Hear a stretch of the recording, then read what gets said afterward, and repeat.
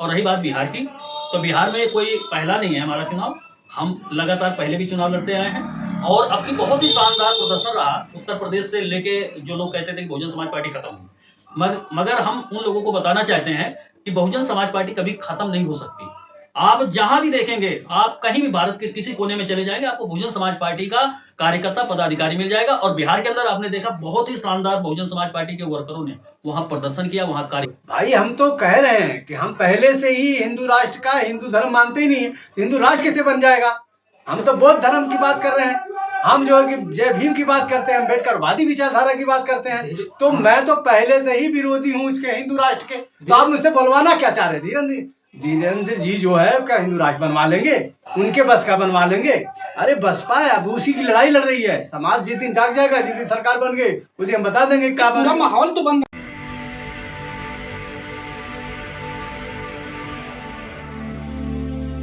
नमस्कार, मैं आदर्श कुमार और आप देख रहे हैं बहुजन समय। अभी मैं दिल्ली में मौजूद हूं और जैसे ही आपको पता होगा कि बिहार इलेक्शन खत्म हुआ है और बिहार में एक पार्टी जो काफ़ी समय बाद, लगभग 13 सालों के बाद, 13 सालों से वो गायब थी, जहां पे उसका जनाधार था, वहां से हट करके बिहार में बहुत शानदार प्रदर्शन किया, उसके वोट बैंक में वृद्धि हुई।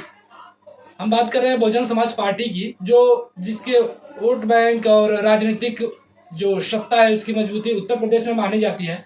लेकिन बिहार में जो एक पार्टी जन स्वराज के नाम से थी, 3 सालों से चल रही थी, उसको बीट करते हुए और बहुजन समाज पार्टी का एक जो विधानसभा के जो विधायक हैं, उन्होंने अपना जीत दाखिल किया और बहुत सारी सीटों पर बहुजन समाज पार्टी के बहुत अच्छे प्रदर्शन रहे हैं। दूसरे नंबर, तीसरे नंबर के उनके जो विधानसभा सदस्य रहे हैं, उनकी रैंकिंग आई है। हम बहुजन समाज पार्टी के लोगों से बात करना चाहेंगे कि क्या ऐसा कारण रहा है कि जिस कमियों को आप सुधारे हैं, जिस कमियों को प्रशांत किशोर 3 सालों में नहीं समझ पाए और बहुत सारे पैसे उन्होंने खर्च किया, आप लोग कम समय में गए। और बहन जी ने बोला भी है कि अगर ये वोटिंग निष्पक्ष होती तो हमारी और भी सीटें आ सकती थी। तो ऐसा क्या कारण था, क्या रीजन था कि आप लोगों ने, और इतने सालों से आप लोग गायब क्यों थे?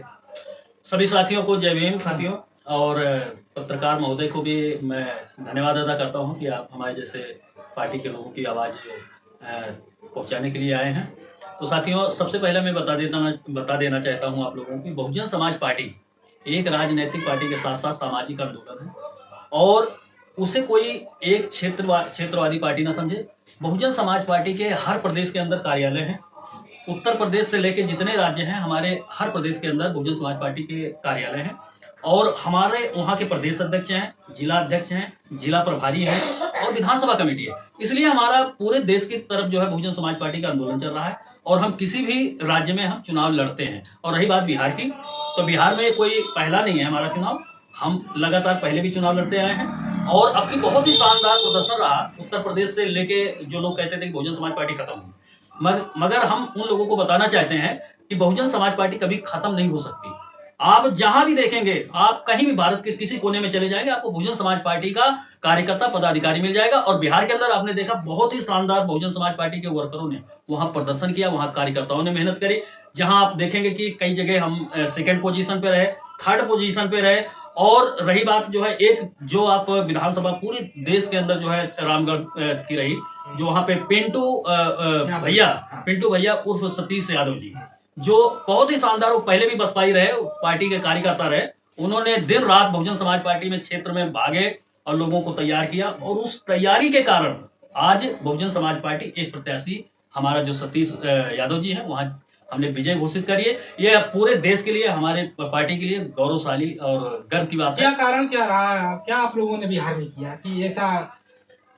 देखिए, प्रशांत किशोर 3 सालों में नहीं कर पाए। बहुजन समाज पार्टी, किसी को उम्मीद भी नहीं थी कि इतनी अच्छी परफॉर्म करेगी और वोटों की संख्या भी बढ़ी है, कम से कम आई थिंक 60-65 लाख के करीब है। देखिए, हम शासन सत्ता में नहीं रहे, हमारा पूरे देश के अंदर कहीं हमारी सरकारें नहीं चली, मगर जो बहुजन समाज पार्टी की आइडियोलॉजी है, विचारधारा है, संविधान को लेकर चलती है, बाबा साहब के उद्देश्यों को लेकर चलती है और लगातार निरंतर हमारे जो पार्टी के संगठन है, विधानसभा का है, सेक्टर का है, हम निरंतर चुनाव में ही नहीं जाते, हम लगातार जो है क्षेत्र में काम करते रहते हैं, भाईचारा बनाते हैं, लोगों को जागरूक करते हैं और उसी का ये परिणाम है कि बड़े कम समय में, लोगों को पता नहीं है, जो लोग कहते हैं बहुजन समाज पार्टी कहीं नहीं दिखाई देती, हम कोई हो हल्ला नहीं करते, कोई धरना प्रदर्शन नहीं करते, कानून के दायरे में रह के अपने लोगों को तैयार करते हैं, किसी जाति को, किसी धर्म को टारगेट नहीं करते, किसी को गाली नहीं देते, और जा के हम बाबा साहब की विचारधारा, जो संवैधानिक अधिकार है, हम लोग बाबा साहब के बारे में बताते हैं, और उसका ही परिणाम है कि लोग कहते हैं कि दिखाई नहीं देते, मगर जब चुनाव होते हैं तो वो चौंकाने वाले आपको परिणाम दिखाई देते हैं, जैसा कि आपने बिहार में देखा।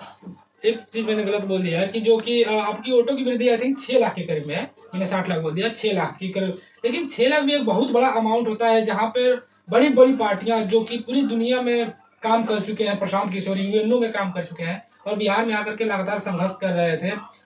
जो मुकेश सहनी थे, उनकी इतनी सीटें थी, सबकी सीटें घटी हुई हैं। इवन आरजेडी जो इतनी बड़ी पार्टी थी, विपक्ष में उन्होंने अपना मुख्यमंत्री पद का जो चेहरा था वो भी घोषित कर दिया था। इतनी बड़ी पार्टी, सबकी सीटें घटी हुई हैं, आपकी सीटें भी बढ़ रही हैं, वोट प्रतिशत भी बढ़ रहा है, इससे शंका गहराता जा रहा है लोगों के मन में। बिल्कुल, एकदम आप शानदार प्रश्न उठा रहे हैं, क्योंकि देखिएगा, बहुजन समाज पार्टी मैंने बताया कि 14 अप्रैल 1984 में बनी। जो लोग कहते हैं कि जिनके बाप दादा सारी जिंदगी गुजर जाती है, एक गांव का एक प्रधान नहीं बन पाते, पंचायत नहीं जीत पाते, और बहुत ही कम समय में माननीय कांशीराम 14 अप्रैल को पार्टी बनाते हैं। 14 अप्रैल 1984 को आदरणीय बहन कुमारी मायावती जी का उसके अंदर आना, और लगातार वो जिस तरीके से उत्तर प्रदेश के अंदर विधायक बनी, सांसद बनी और सांसद बनाई, और फिर बड़े ही अपने एक जीवन काल में उन्होंने उत्तर प्रदेश के अंदर 3 बार तो मिलीजुली सरकार बनाई, और अपने ही चमत्कारों को करते हुए बहुजन समाज पार्टी ने उत्तर प्रदेश में सन 2007 के अंदर और सन 2012 तक बहुजन समाज पार्टी ने लगभग 207-8 विधायक लेके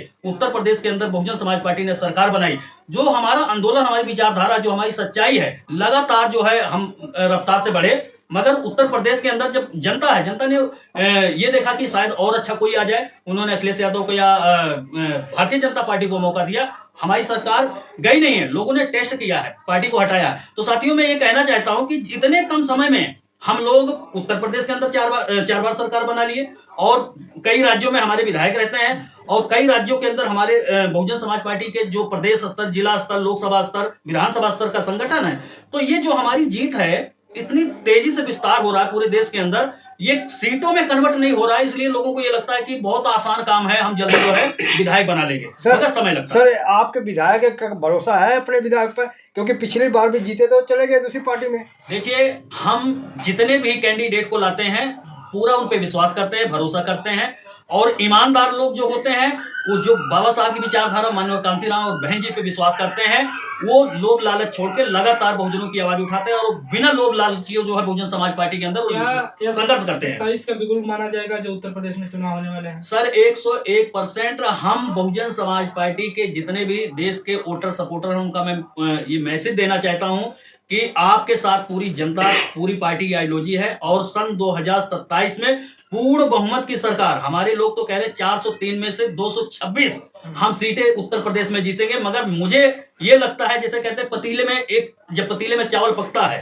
तो पतीले में जब चावल पकता है तो पूरे चावल को नहीं टेस्ट किया जाता, मात्र एक चावल को उठा के उसमें चेक कर लिया जाता है पका है या कच्चा। अगर एक चावल पक गया तो मान लो पूरे पतीले का चावल पक गया। अभी 9 अक्टूबर को आदरणीय बहन कुमारी मायावती जी ने एक आह्वान किया, पूरा उत्तर प्रदेश अपनी व्यवस्था से पैदल चल के सूखी रोटियां लेके यहाँ पे बहन जी के एक आह्वान पे, आप देखते हैं कि चाहे देश का कितना बड़ा भी लोकप्रिय नेता हो, अगर वो जिस दिन प्रोग्राम करता है तो उस दिन वो जो है 12 बजे आए, 1 बजे आए, उनकी कुर्सियां खाली रहती है। मगर आदरणीय बहन कुमारी मायावती जी सुबह सवेरे 9 बजे जो है स्टेज पर चढ़ती हैं, और लाखों लाख की संख्या, इतनी लोकप्रिय नेता को जो है सवेरे जाके लाखों लाख की भीड़ होती है। तो आप अंदाजा लगा सकते हैं कि बहन जी के प्रति जो चाहत है, जो जुनून है, जो जज्बा है लोगों के अंदर, वो आदरणीय बहन कुमारी मायावती जी को मुख्यमंत्री भी बनाएगा। और मैं कहता हूं, आने वाले समय में बहुजन समाज के लोगों का राज होगा इस देश के अंदर, अंबेडकरवादी एक निष्पक्ष ईमानदार प्रधानमंत्री भी होगा। सर, आप जब उसी 9 अक्टूबर की रैली में यह आरोप लगता है कि उत्तर प्रदेश की सरकार ने उत्तर प्रदेश की बसों को फ्री कर दिया है, वहां से बहुत सारी जो गाड़ियां हैं उस पर झंडे बीजेपी के लगे हुए हैं, लोग जो है कि बहुजन समाज के भरे हुए हैं, और कुछ जो बीजेपी के लोग हैं, ऐसे आरोप लगते हैं कि बहुत सारे लोग बुलाए गए थे और सरकार की तरफ से पूरी मदद की गई थी, तब जाकर के भीड़ जुटाई गई थी। देखो, अगर षड्यंत्र नहीं होता इस देश के अंदर, अगर षड्यंत्र नहीं होता तो इस देश के अंदर अंबेडकरवादियों का राज होता। ये देश की जनता को समझ लेना चाहिए कि बहुजन समाज पार्टी ही है एक पार्टी जो ईमानदारी से इस देश के अंदर गरीबों की लड़ाई लड़ रही है। तो षड्यंत्र से समाज को जागरूक रहना चाहिए। ये जो लोग अफवाह फैला रहे हैं कि भारतीय जनता पार्टी ने डोनेशन किया बसे की। पहले भारतीय जनता पार्टी के प्रधानमंत्री जो प्रोग्राम करते हैं, उनके मुख्यमंत्री करते हैं, उनकी कुर्सियां तो खाली रहती हैं, वो अपनी कुर्सियां भर ले, हमारी कुर्सियां क्या भरेंगे? योगी के तो आभार कर रही है ना बहन जी। देखिए, आभार करना ये शिष्टाचार है। यदि कोई सरकार, कोई आदमी यदि हमारे आह्वान पे हमारे लोगों की मदद करता है, यदि कोई भी सरकार, तो ये हमारी जिम्मेदारी बनती है कि हमें उसका शुक्रिया अदा करना चाहिए, ना कि उसकी हमारी आइडियोलॉजी या विचारधारा से कोई सत्ता से सवाल पूछा जाता है, आभार नहीं दिया जाता है। सत्ता से सवाल पूछें, जो विपक्ष में लोग हैं वो पूछें। हम लोग तो जब विपक्ष में नहीं, हम तो रातों दिन सवाल पूछ रहे हैं, समाज के बीच में जा रहे हैं। और मान्यवर कांसीराम साहब ने कहा था कि जब हमें पार्लियामेंट में नहीं बोलने का मौका दिया जाएगा तो हम जनता के बीच में जाके बैठेंगे। आज घर घर में कांसीराम पैदा हो गया है, हम जनता के बीच में जा रहे हैं। और भारतीय जनता पार्टी नहीं, मनुवादी पार्टी, जितनी भी पार्टियां हैं, हम लोग उनके चेहरे पे जो मुखौटा लगा रखा है, हम उनका मुखौटा उखाड़ने का काम कर रहे हैं। बसपा जब 20 दिन रह जाता तभी चुनाव के मैदान में आती, बाकी शांत बैठी रहती है। ये सारे लोगों का आरोप है कि बहुजन समाज पार्टी अन्य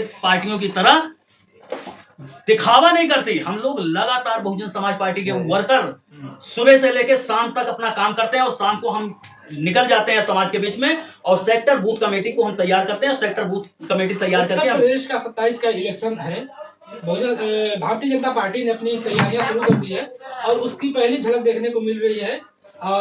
जो धीरेन्द्र शास्त्री जी हैं, वो यात्रा निकाल रहे हैं और उत्तर प्रदेश में हिंदू राष्ट्र की बात कर रहे हैं। इनको कैसे देखते हैं? देखिए, मैं कह रहा हूं कि हमारी आइडियोलॉजी, जो बहुजन समाज पार्टी की आइडियोलॉजी है, किसी भी पार्टी से फिट नहीं होगी, क्योंकि बहुजन समाज पार्टी संविधान की बात करती है, और संविधान धर्मनिरपेक्ष है। कोई भी, चाहे धीरेन्द्र शास्त्री हो या कोई भी साधु महात्मा हो, हम उनको ये कहना चाहते हैं कि जो संविधान के पक्ष में है उसका स्वागत है, और जो संविधान के खिलाफ है, जो एक धर्म की बात करेगा, जो एक विचारधारा की राष्ट्र बनाने की बात करेगा, उसे बहुजन समाज पार्टी कभी सपोर्ट नहीं करती है। ये हम सीधी बात जानते हैं कि बहुजन समाज पार्टी संविधान की बात करती है, और संविधान से ही देश चलेगा। क्या आप लोग धीरेन्द्र शास्त्री का विरोध करेंगे? देखिए जी, धीरेन्द्र शास्त्री हो चाहे कोई भी हो, जो हमारी लड़ाई है, बिना राजनीति तो कुछ नहीं कर सकते। हमारी लड़ाई है, अभी हम जिस चीज़ को लड़ाई लड़ रहे हैं, हम सब जगह नहीं जाएंगे धीरेन्द्र शास्त्री क्या कर रहे हैं, और जो गलत करेंगे तो उनकी लड़ाई लड़ने के लिए बसपा तो पहले लड़ती है। बहुजन समाज पार्टी धीरेन्द्र शास्त्री पर बयान देने से बीएसपी बच क्यों रही है? एक भी बयान नहीं आया है, एक भी विरोध नहीं आया है, जबकि वो खुलेआम संविधान की धज्जियां उड़ा रहे हैं। संविधान में धर्मनिरपेक्ष लिखा गया है, और वो हिंदू राष्ट्र की बात कर रहे हैं। बात ही नहीं कर रहे हैं, पूरी यात्रा निकाल रहे हैं, देखिए ढोल नगाड़े के साथ। बहुजन समाज पार्टी जब सब क्लियर कर लेती है ना, तो बोलते हैं, आपने देखा होगा बहन जी को कभी भाषण देते हुए कभी गलत शब्द नहीं बोलती है, वो लिख के पूरा करने के बाद ही वो स्पीच देती है। हमारा लीडर जो है अलग टाइप के हैं, हम तुरंत एक्शन नहीं लेते हैं, हम पहले देखते हैं कि क्या हो रहा है। हम लोगों की तरह छपटियाते नहीं हैं कि ये पीडीए बना दी, ये कर दिए। बहन जी जो भी काम करती हैं सोच विचार के करती हैं। हम धीरेन्द्र शास्त्री की बात कर रहे हैं, आप पीडीए पे चले गए। आप धीरेन्द्र शास्त्री पे बयान देने से बीएसपी के लोग क्यों बच रहे हैं? आप पीडीए वाले ने बोला है आज तक, जिन्होंने संविधान बचाने की बात कर रहा है, पीडीए से पूछेंगे आप धीरेन्द्र शास्त्री का विरोध करते हैं या नहीं करते हैं? अरे हम करेंगे, अगर हमारे साथ गलत करेंगे। हम तो मानते नहीं हिंदू धर्म। आप एक मिनट, आप हिंदू धर्म नहीं मानते हैं, ठीक है? वो हिंदू राष्ट्र की बात कर रहे हैं, तो आप उनका विरोध करते हैं या नहीं करते? आप बोल रहे हैं कि हम विरोध करेंगे, कब करेंगे विरोध? भाई हम तो कह रहे हैं कि हम पहले से ही हिंदू राष्ट्र का, हिंदू धर्म मानते ही नहीं है, हिंदू राष्ट्र कैसे बन जाएगा? हम तो बौद्ध धर्म की बात कर रहे हैं, हम जो है कि जय भीम की बात करते हैं, अम्बेडकरवादी विचारधारा की बात करते हैं। तो मैं तो पहले से ही विरोधी हूँ इसके हिंदू राष्ट्र के। तो आप मुझसे बोलवाना क्या चाह रहे? धीरेन्द्र जी जो है क्या हिंदू राष्ट्र बनवा लेंगे? उनके बस का बनवा लेंगे? अरे बसपा है, अब उसी की लड़ाई लड़ रही है। समाज जिस दिन जाग जाएगा, जिस दिन सरकार बन गई, उस दिन हम बता देंगे क्या पूरा माहौल तो बन रहा है ना। 27 की यहाँ से खाका खींचा जा रहा है भारतीय जनता पार्टी के द्वारा। जो धार्मिक चूर्ण दिया जाता है या जो भी उनके धार्मिक एक्टिविटीज होते हैं भारतीय जनता पार्टी के, वो अभी से किया जा रहा है। 27 से लगता है कि 27 की तैयारी चल रही है, तो इसमें बीएसपी कहाँ है? अभी आपने देखा है कि बीजेपी वालों ने बड़े हथकंडे लगाए, बहुत कुछ करना चाहे, कर कुछ नहीं पाए। तो अभी भी ये विचार में आप ये है मेरे भाई, आपसे यही कहना चाह रहा हूँ कि बहुजन समाज पार्टी की बात जो कह रहे हो कि बोल नहीं रही है, बहुजन समाज पार्टी तुरंत एक्शन नहीं लेती है। बहुजन समाज पार्टी तो शुरू से आंदोलन चला रही है। सर क्या बीएसपी जो है बीजेपी के बी टीम है, इसलिए नहीं बोल रही क्या? नहीं, आपकी देखिए, आप मीडिया बंधु हैं, आप लोगों को मैं बताना चाहता हूँ, कभी बीएसपी बी टीम बीजेपी की कभी नहीं बनी, ना बनेगी। इधर देखिए, जब मैं शुरू से खिलाफ हूँ बीजेपी की लड़ाई और हिंदूवाद की बात पे लड़ाई हमारी है, तो आप ये बातें क्यों कह रहे हैं कि बी टीम है? हम तो ऐसा खिलाफ आरोप लगता है ना कि बीएसपी बहन जी उतना ही बोलती है जितना अमित शाह के ऑफिस से लिख करके आता है। नहीं, अमित शाह से नहीं घबराई बहन जी, नहीं है, ये तो अफवाह उड़ाया गया है। आप एक बात बताइए। ठीक है हमारे 2-3 छोटे सवाल हैं, आप छोटे जवाब दीजिएगा। जो यात्रा निकल रही है धीरेन्द्र शास्त्री की, उसमें शिल्पा शेट्टी हैं जो बॉलीवुड एक्ट्रेस हैं, वो भी आ रही हैं, और बड़ी बॉलीवुड की जो हस्तियां वो भी आ रही हैं, उसमें अपना अर्जी दर्ज कर रही है। इसको कैसे देखती है? देखिए जी, हर आदमी जो है कि अपनी पहचान बनाना चाहता है। अब उसमें अपने आप को फेमस होकर उसको सहयोग कर रहे हैं, वो दिखाना चाह रही हैं कि हम बहुत हिंदू राष्ट्र के लिए मैं बहुत अच्छा काम कर रहा हूँ। क्योंकि ये लोग जो है कि जो लोग आ रहे हैं ये लोग दागी तरफ के लोग हैं, ये लोगों ने कुछ गलत कर्म कर रखे होंगे, इसलिए लोग जा रहे हैं साथ में। अच्छे इंसान व्यक्ति होगा, जो पढ़ा लिखा व्यक्ति होगा, वो नहीं जाएगा। जो समझ बूझ के लोग होंगे तो ये नहीं कहेंगे कि हिंदू राष्ट्र मतलब आप देश में ऐसे करो, हर धर्म के लोग हैं। लेकिन ये गलत है, जो लोग जा रहे हैं ये लोग उसी की मनवाद व्यवस्था के लोग हैं। तो क्या ये लोग जो बाकी धर्मों को चिढ़ाने के लिए कर रहे हैं? ये तो दिखावा कर रहे हैं, अपनी पहचान बना रहे हैं। और ये ऐसा है कि इनके धीरेन्द्र जी के कहने पे, ऐसे शास्त्री के कहने पे हिंदू राष्ट्र कभी नहीं बनेगा, ना बन पाएगा। जो प्रधानमंत्री है वो भी नहीं चाहेगा। बीएसपी मुसलमानों के बारे में क्या सोचती है? देखिए, बीएसपी मुसलमानों के बारे में क्या, हर धर्म उत्तर प्रदेश में मुसलमान एक बहुत बड़ा फैक्टर है, बहुत बड़ा वोट बैंक है। देखिए, बहन जी का सोच यह है कि देखिए हर धर्म हर मजहब के लोगों को जिम्मेदारी दे रही है। ओबीसी के लोगों को भी मीटिंग ली है बहन जी, मुस्लिम समाज को। हम मुसलमान को ये नहीं कह सकते कि मुस्लिम के भरोसे हम जीतेंगे, ये भी शब्द हम नहीं कहेंगे।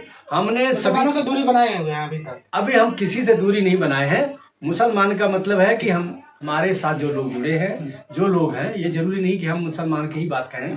हमने हर धर्म हर मजहब के लोगों को जोड़ा है और हर लोगों को लेके हम साथ चल रहे हैं, और लोगों को वोट से हमारी सरकार बनेगी, तो इसीलिए हम सबको लेके चल रहे हैं। एक लास्ट क्वेश्चन है, बीएसपी क्या इस बार भी ब्राह्मण महासम्मेलन करेगी? देखिए, बहुजन समाज पार्टी सर्व समाज की पार्टी है, किसी धर्म के खिलाफ नहीं है, किसी जाति के खिलाफ नहीं है। हम हर वर्ग को हिस्सेदारी देंगे। बहुजन समाज पार्टी जी सबकी पार्टी है, सर्वजन हिताय सर्वजन सुखाय उसका नारा है। बिल्कुल, पहले बहुजन हिताय बहुजन सुखाय, वो नारा बदल करके सर्वजन हिताय सर्वजन सुखाय कर दिया गया। मतलब अब बहुजन समाज पार्टी सबकी है, इसमें कोई जातीय बंधन नहीं है। बिल्कुल। देखो, हम ब्राह्मणवादी लोग आ सकते हैं। देखिए, इसमें ब्राह्मणवादी नहीं, हम जैसे ब्राह्मण हैं, ब्राह्मणवाद एक अलग चीज है। हम कहते हैं जैसे ब्राह्मण है, मुस्लिम है, सिख है, ईसाई है, कोई भी धर्म का है, हम सब कुछ पार्टी ईमानदारी से उनको जोड़ेंगे और सबके लिए काम ब्राह्मण करेंगे। महासम्मेलन करेंगे या नहीं?